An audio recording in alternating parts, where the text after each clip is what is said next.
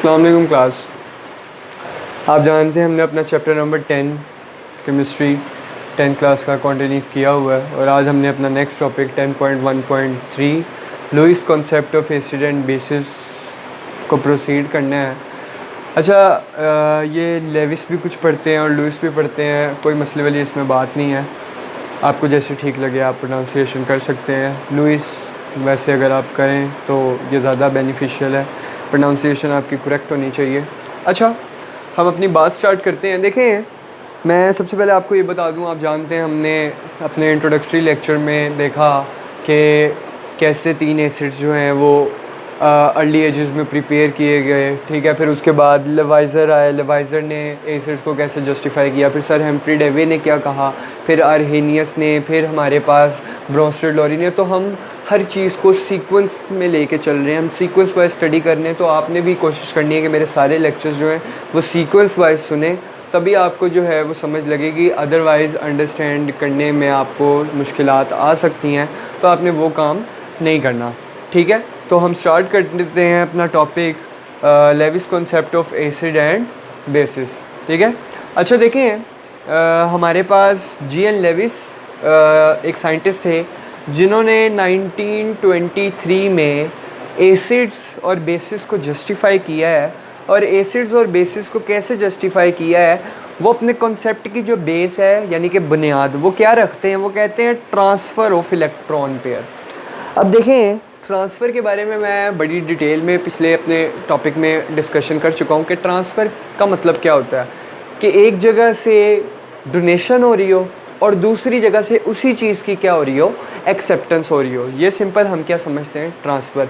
जैसे मैंने आपको रिडॉक्स रिएक्शंस की एग्जांपल दी थी कि जहाँ रिडक्शन होगी ऑक्सीडेशन होगी, ऑक्सीडेशन होगी रिडक्शन होगी। ऐसा पॉसिबल नहीं है कि रिडक्शन हो ऑक्सीडेशन ना हो और ऑक्सीडेशन हो तो रिडक्शन ना हो। साइमल्टेनियसली रिएक्शंस हैं हमारे पास। इसी तरह ट्रांसफ़र का मतलब भी ये है कि कहीं पर डोनेशन होगी तो दूसरी जगह पे उसकी क्या हो रही होगी, एक्सेप्टेंस हो रही होगी। पॉसिबल ही नहीं है कि एक्सेप्टेंस हो और डोनेशन ना हो, डोनेशन हो तो एक्सेप्टेंस ना हो। अब इलेक्ट्रॉन पेयर की ट्रांसफ़र, ये इलेक्ट्रॉन पेयर हमारे पास कौन सा होगा, ये हमारे पास ना लॉन पेयर भी होता है, ठीक है। इसको हम लॉन पेयर का भी नाम देते होते हैं, ट्रांसफ़र ऑफ इलेक्ट्रॉन पेयर और हमारे पास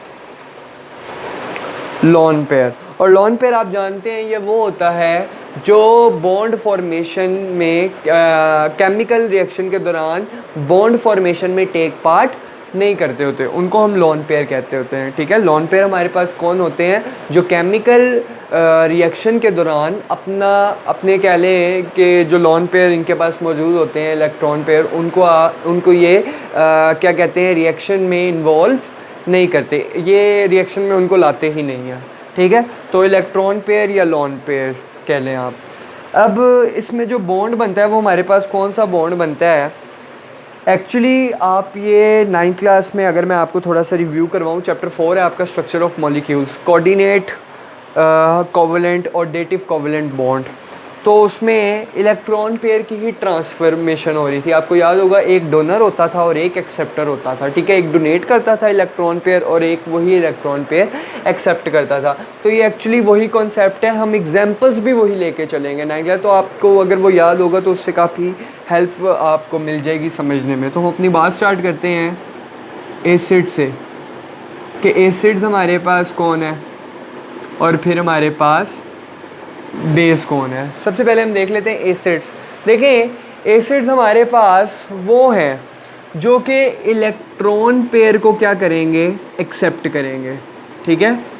electron pair accepts electron pair. चलें हम कर लेते हैं, जो कि इलेक्ट्रॉन पेयर क्या कर रहे हो, एक्सेप्ट कर रहे हो। तो इट मीन्स के बेस क्या होंगे, बेस वही इलेक्ट्रॉन क्या कर रहे होंगे, डोनेट कर रहे होंगे, ठीक है। डोनेट इलेक्ट्रॉन पेयर या लॉन पेयर भी आप कह सकते हैं, ठीक है।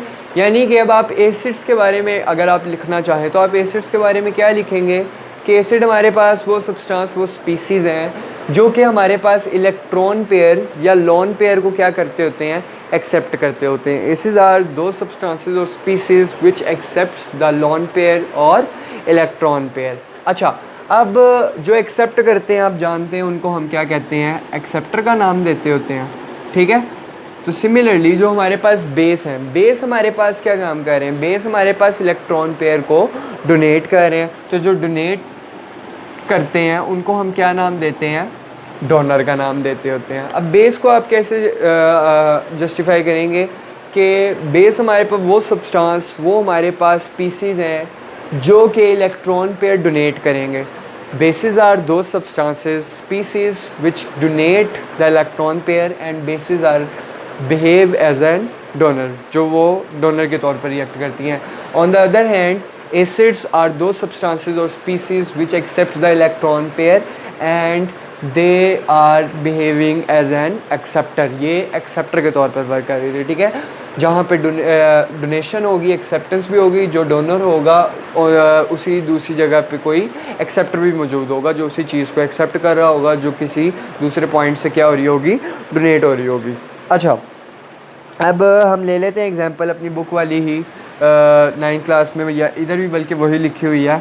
हमारे पास बोरॉन ट्राईफ्लोराइड है BF3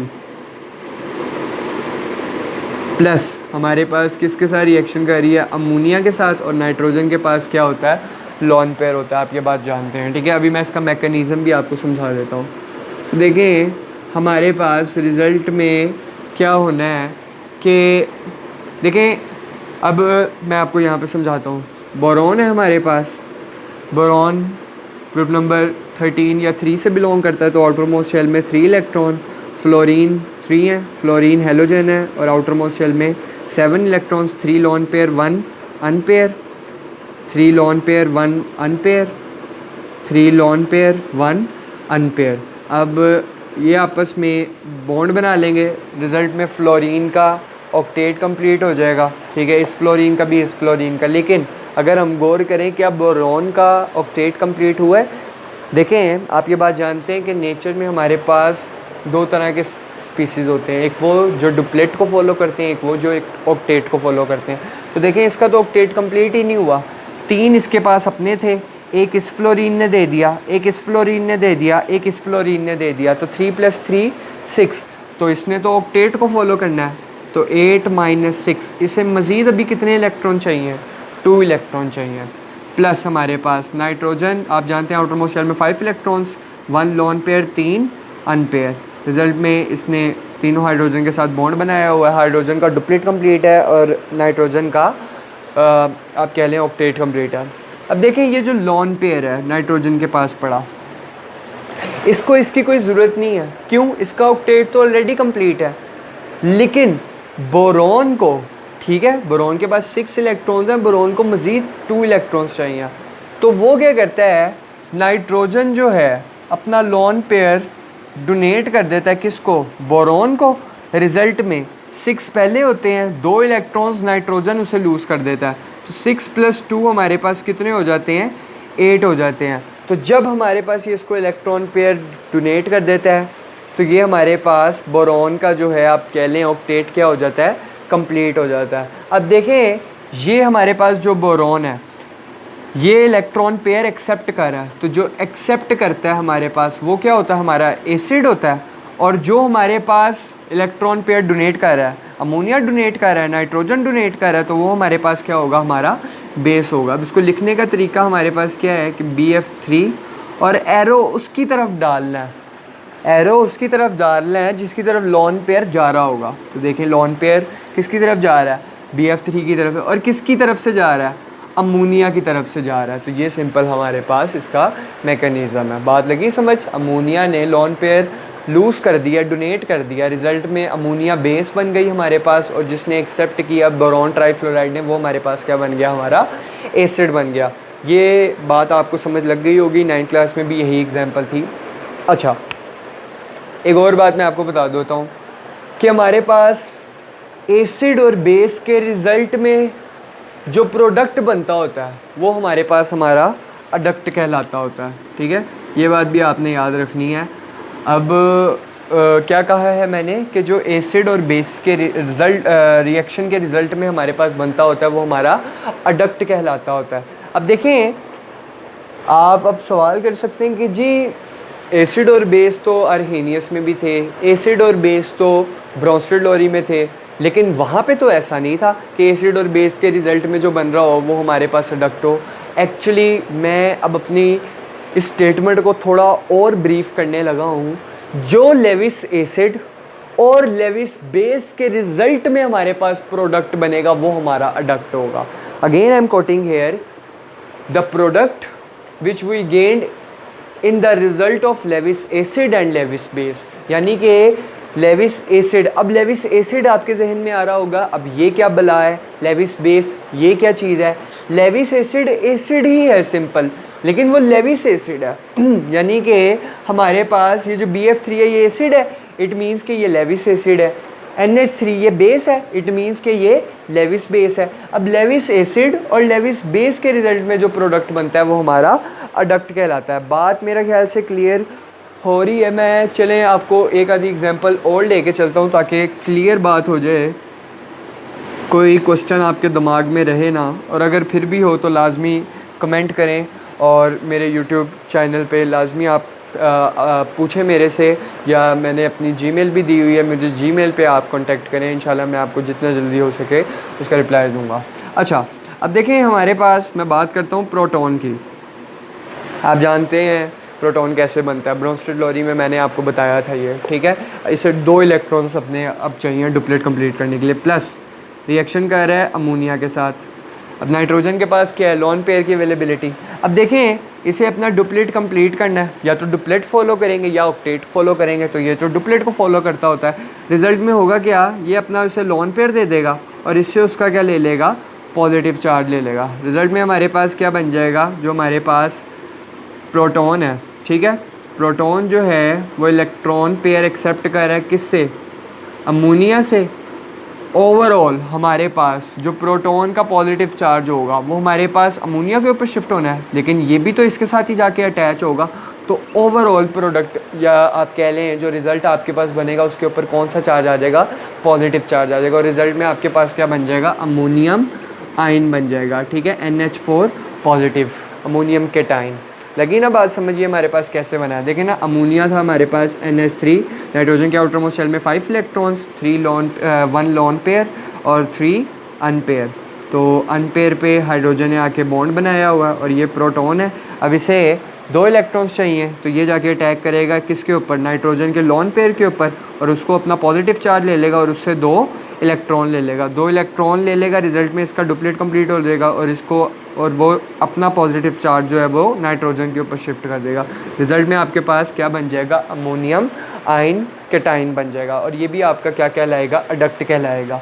क्यों, क्योंकि देखें ये एसिड है, क्यों, क्योंकि इसने इलेक्ट्रॉन पेयर क्या किया है, एक्सेप्ट किया। तो जो इलेक्ट्रॉन पेयर एक्सेप्ट करता है वो हमारे पास कौन होता है, एसिड होता है। और ये हमारे पास कौन है, बेस है अगेन। क्यों, क्योंकि इसने इलेक्ट्रॉन पेयर क्या किया है, डोनेट किया, यानी कि बेस अमोनिया जो है वो डोनर है और प्रोटॉन जो है वो हमारे पास क्या है, एक्सेप्टर है। तो ये हमारे पास सिंपल जो है आप कह लें कि लेविस एसिड और बेस का कॉन्सेप्ट है। मैं आपको अब लेविस एसिड और लेविस बेस के बारे में भी बता देता हूँ ब्रॉड सेंस में, ठीक है। अडक्ट की आपको समझ लग गई होगी। अडक्ट हमारे पास क्या है, जो लेविस एसिड और लेविस बेस के रिजल्ट में बने उसको हम कहते हैं। अब लेविस एसिड और लेविस बेस क्या है इसके ऊपर बात कर लेते हैं ताकि बात और ज़्यादा क्लियर हो जाए।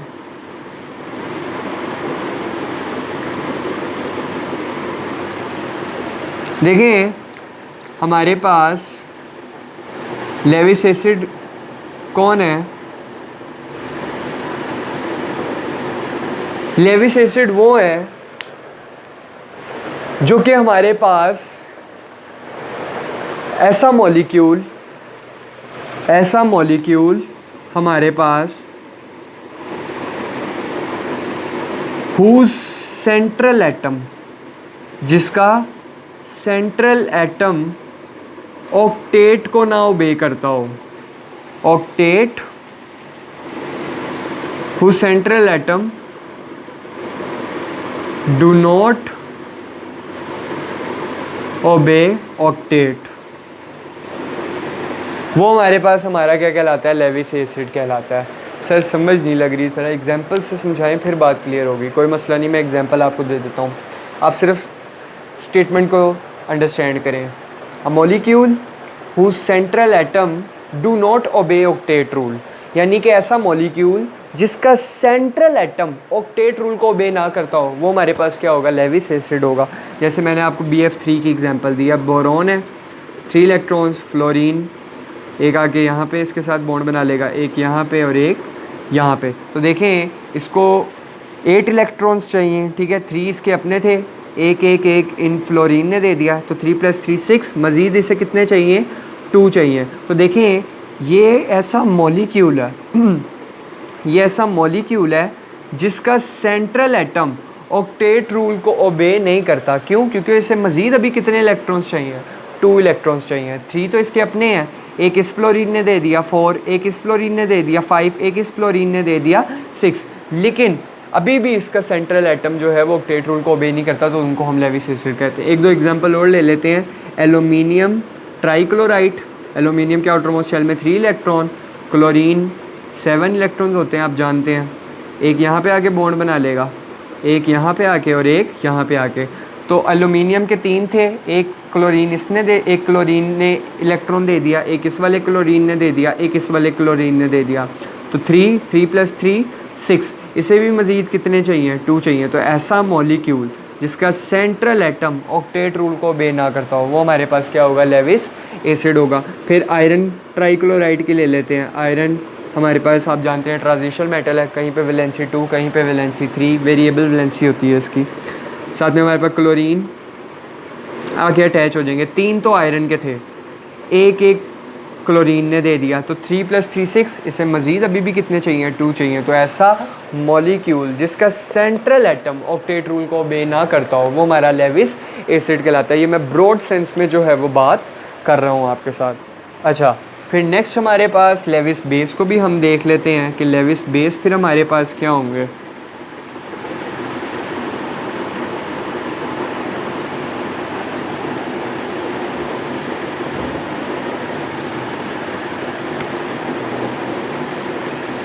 लेविस बेस हमारे पास क्या होंगे, molecule who central atom obey octet rule. ज़रा तवज्जो करें, लेविस एसिड्स क्या थे, जिनका सेंट्रल एटम ऑक्टेट को ओबे ना करे, लेकिन लेविस बेस क्या होंगे, जिनका सेंट्रल एटम ऑक्टेट रूल को ओबे करे, वो हमारे पास लेविस बेस होंगे। जैसे सिंपल हमारे पास कौन है, ammonia NH3, nitrogen outer most shell में 5 इलेक्ट्रॉन्स, 1 लोन पेयर 3 अनपेयर, एक हाइड्रोजन ने यहाँ बॉन्ड बनाया हुआ है, एक हाइड्रोजन ने यहाँ और एक हाइड्रोजन ने यहाँ। तो ये हमारे पास सिंपल हमारा क्या है, लेविस बेस है। क्यों? इसका सेंट्रल एटम 5 इसके पास अपने थे, एक एक एक 3 हाइड्रोजन ने शेयर करवा दिए, तो 5 + 3 8। ऐसा मॉलिक्यूल जिसका central atom already octet rule को क्या करता हो, ओबे करता हो, तो वो हमारे पास हमारा लेविस बेस कहलाता है। अच्छा, आगे हम थोड़ी सी बात जो है वो और कर लेते हैं कि एसिड्स हमारे पास और कौन से हैं।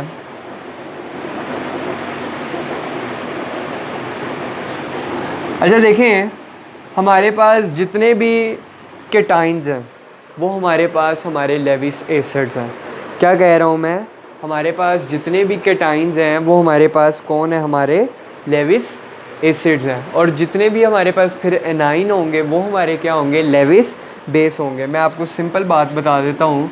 देखें, हमारे पास HCl है, हाइड्रोजन के आउटर मोस्ट शेल में 1, क्लोरीन के आउटर मोस्ट शेल में 7, 3 लोन पेयर 1 अनपेयर।